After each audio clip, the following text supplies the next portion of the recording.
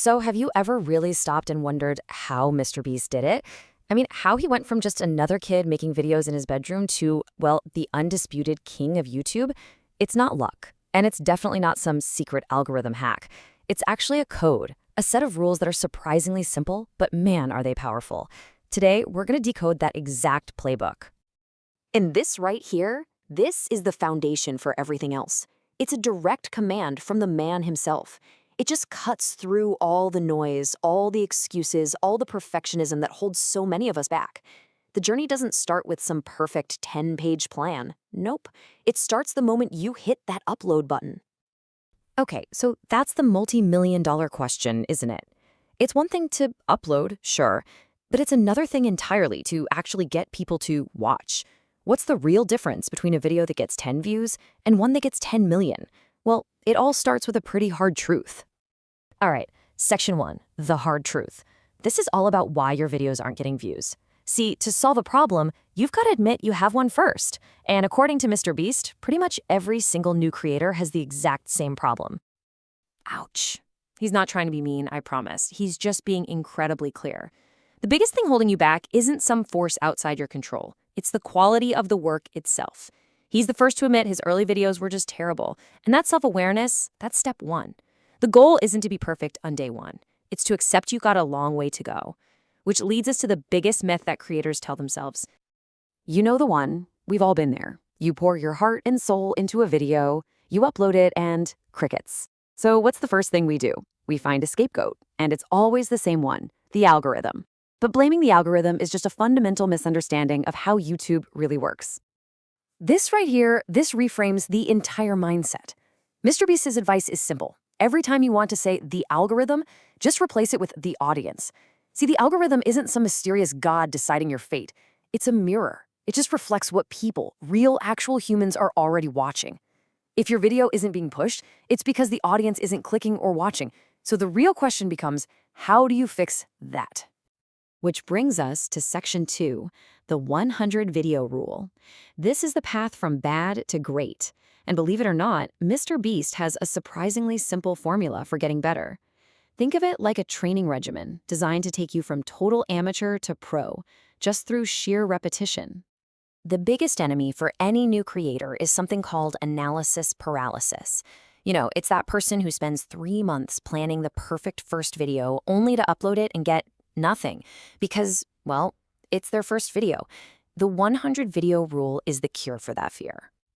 The process is just beautifully simple. First, make a video.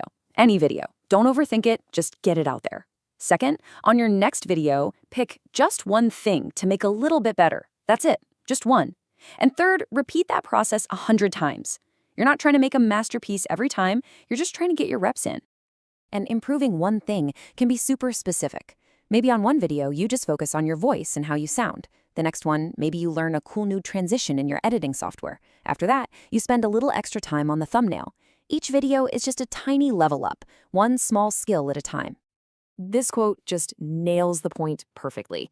Those first 100 videos, that's your education. That's your practice. They're for you, not really for the audience. After you've done that, after you've made 100 tiny improvements, then you're ready to really start competing for views. So let's move into section 3, the anatomy of a viral video. You've put in the practice, you've done the work. Now, how do you actually engineer a video for success? It all comes down to deconstructing the click.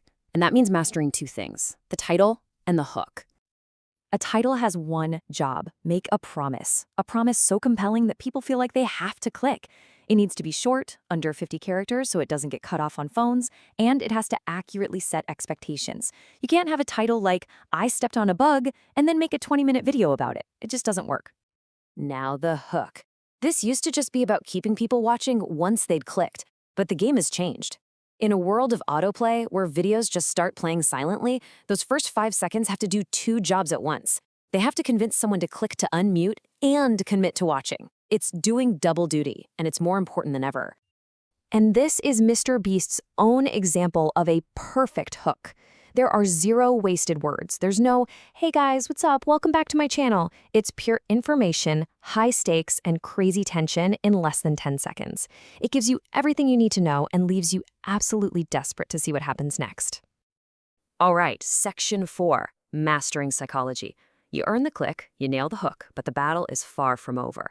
Now you have to keep them watching. Your goal is to absolutely minimize how many people leave, especially in that critical first 30 seconds.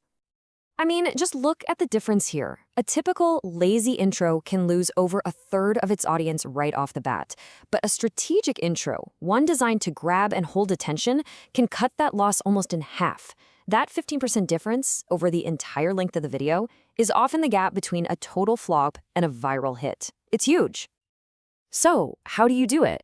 The formula is a 1-2 punch. First, you match their expectations. If your title is Testing the World's Hottest Pepper, the video better start with that pepper immediately. Then, once they're settled in, you exceed their expectations. You deliver what you promised, and then you give them something even crazier they never saw coming. What this all boils down to is that you have to work the hardest at the very beginning of the video. Viewer attention has momentum. Once you get them past that initial hump and they're locked in, it actually takes less effort to keep them there. Your main job is to create that initial immersion. And for our final section, number 5, it's all about knowledge. We've covered tactics and strategies, but all of it, every single bit, is built on one ultimate mindset that drives every single decision MrBeast makes. He truly believes YouTube is a skill. It's a system that can be studied and learned. If you understand what makes a good title, what makes a good hook, what makes a good story, you can succeed. It's not about being born with some magical YouTube personality. It's about studying the craft.